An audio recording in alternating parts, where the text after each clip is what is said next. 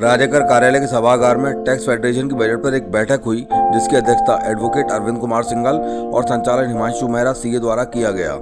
बैठक का आरंभ सरस्वती पूजन से हुआ। सीए परिमल अग्रवाल ने बजट में आयकर में हुए परिवर्तन की जानकारी दी और बताया कि 12 लाख तक की आय पर अब कोई टैक्स नहीं देना है। वेतनभोगी करदाताओं के लिए 14,65,000 तक की आय को भी टैक्स से बचाया जा सकता है। नए टैक्स स्लैब में 24 लाख या अधिक आय वाले करदाताओं को 1,10,000 के टैक्स का लाभ मिलेगा। ऐसे करदाता जिन्होंने अपना आयकर रिटर्न नहीं भरा है या कम आय दिखाकर रिटर्न फाइल कर दी थी और अब उसे सही करना चाहते हैं, वह पिछले 4 सालों की अपडेट ITR भर सकते हैं, जो पूर्व में 2 साल तक भरने का ही प्रावधान था। एडवोकेट अंकित गुप्ता ने TDS के प्रावधानों पर जानकारी दी। उन्होंने धारा 194T, 194A, 194J, 194D और 194I आदि धाराओं के बारे में प्रोजेक्टर के माध्यम से बताया। इसके साथ ही उन्होंने यह भी बताया कि अप्रैल 2025 से किराए की धनराशि अगर 50,000 महीने से अधिक है तो उस पर TDS कटेगा। उन्होंने यह भी बताया कि अगर कोई पार्टनरशिप फर्म अपने पार्टनर को पूरे साल में 20,000 से ज्यादा का भुगतान करती है तो उस पर 10% की दर से TDS काटा जाएगा। इसके अतिरिक्त सीनियर सिटीजन को बैंक से मिलने वाली ब्याज पर 1 लाख तक की राशि पर TDS नहीं कटेगा। एडवोकेट शिशिर गुप्ता ने बताया कि GST में जो ट्रैक और ट्रेस मैकेनिज्म की नई धारा जोड़ी गई है, इससे व्यापारियों को उत्पीड़न हो सकता है। छोटी छोटी गलतियों पर भी पेनाल्टी लगाई जा सकती है। अगर सरकार इस प्रावधान को ला रही है तो यह भी ध्यान रखे कि व्यापारियों को उत्पीड़न ना हो।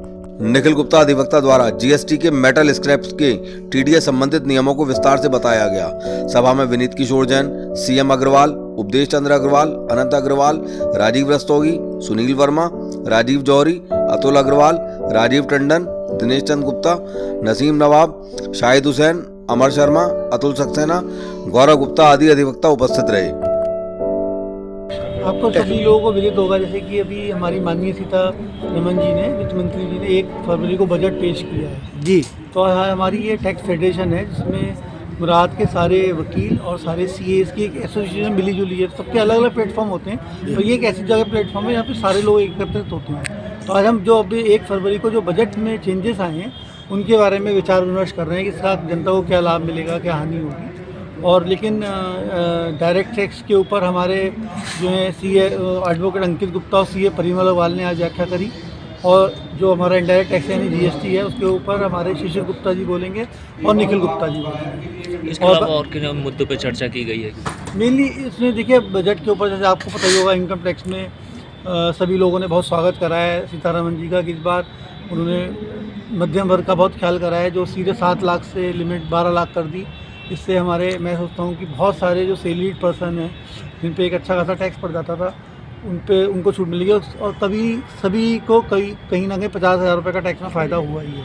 अच्छा। जो और ऊपर और में इन्होंने स्लैब रेट में भी चेंज करा है जिसका सभी वर्गों को फ़ायदा हुआ है, और सभी लोगों ने इसका बजट का दिल खोल के स्वागत करा।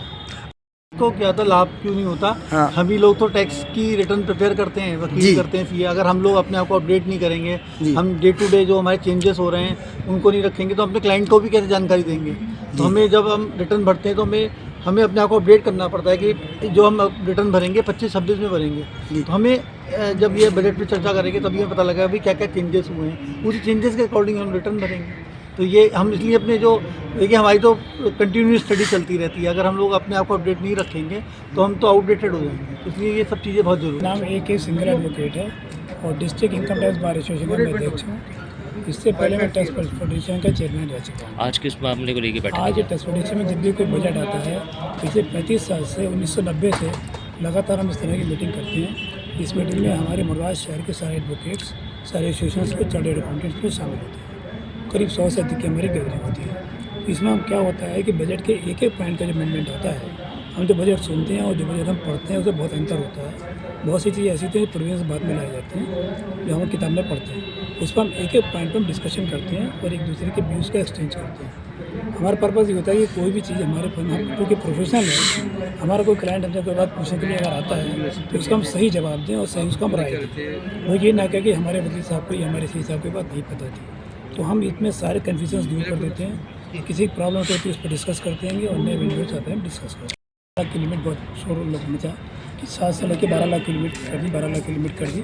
लेकिन इस 12 लाख की लिमिट में उन्होंने अब तक क्या हुआ करता है, जो हमें कैपिटल गेन होता था, आज हम देख रहे हैं कि बड़ी मात्रा में लोग शेयर्स में इन्वेस्टमेंट कर रहे हैं और एसएलपी में इन्वेस्टमेंट कर रहे हैं, प्रॉपर्टी इन्वेस्टमेंट कर रहे हैं। तो इससे जो प्रॉफिट हो के आता था वो इसमें शामिल रहता था छूट में हमारे। तो उन्होंने इसको अलग कर दिया कि मान लिया आपके पास 10 लाख की इनकम आ रही है, 2 लाख रुपये आपके पास वो प्रॉफिट आ रहा है, तो 2 लाख पे आपको अलग 20% के हिसाब से या 12.5% के हिसाब से 2 रेट अलग करें, आपको टैक्स अलग देना पड़ेगा। वो 2 लाख इसमें शामिल नहीं होगा, पहले इसमें शामिल हुआ करता था। तो ये बहुत महत्वपूर्ण है अमेंडमेंट है, तो आम पब्लिक के नॉलेज में बजट के माध्यम से नहीं आया और यहाँ से हमारे पास आ रहा है। ठीक। बजट कुल मिला के अच्छा है, आम पब्लिक के लिए बजट ठीक है, एक अच्छा रिबेट दिया हुआ है। ठीक। The Moradabad taxation bar association का, और आज हमारे यहाँ पर राज्य कर विभाग के प्रांगण में यहाँ पर ये एक टैक्स फेडरेशन की मीटिंग आयोजित हुई है, जिसमें टैक्स फेडरेशन में सीएस और मुरादाबाद टैक्सेशन बार एसोसिएशन के अधिवक्ता, टैक्स बार एसोसिएशन के अधिवक्ता सम्मिलित रूप से बेसिक जो हमारे बजट के ऊपर जो नए चेंजेस आए, नए प्रावधान आए, उनके ऊपर अपने आप को अपडेट करने का उद्देश्य है। और इसका लक्ष्य यही है कि आगे अब जो हमारे पास हमारे क्लाइंट आए, ताकि हम उनकी समस्याओं का सही ढंग से और जो अब नए प्रावधान हैं उनके हिसाब से उनका निराकरण कर सकें, उन्हें समझा सकें। और बहुत अच्छे स्तर पे यहाँ पर आज वक्ताओं ने, श्री परिमल जी थे, उन्होंने बहुत अच्छे तरीक़ों से अपने विचारों को रखा और व्याख्या करी और बहुत ही सरल तरीके से उसे बातों को समझाया। किस तरीके से इस बजट में मध्यम वर्ग को लाभान्वित करने की सरकार की मंशा, जो पिछले कई वर्षों से, कई बार से हम लोग इस बात में ढूंढते थे इस चीज़ को, और हमेशा एक कहीं थोड़ी सी निराशा रह जाती थी, उसे इस बार सरकार के द्वारा पूरा करा गया है। और कुछ समय सीमा से संबंधित भी कुछ नए प्रावधान हैं, जिनमें समय सीमा रिटर्न से संबंधित बढ़ाई गई है। इसके अलावा सीनियर सिटीजन्स से रिगार्डिंग भी बजट में अच्छी नई कई घोषणाओं के साथ बजट का स्वागत करा गया है।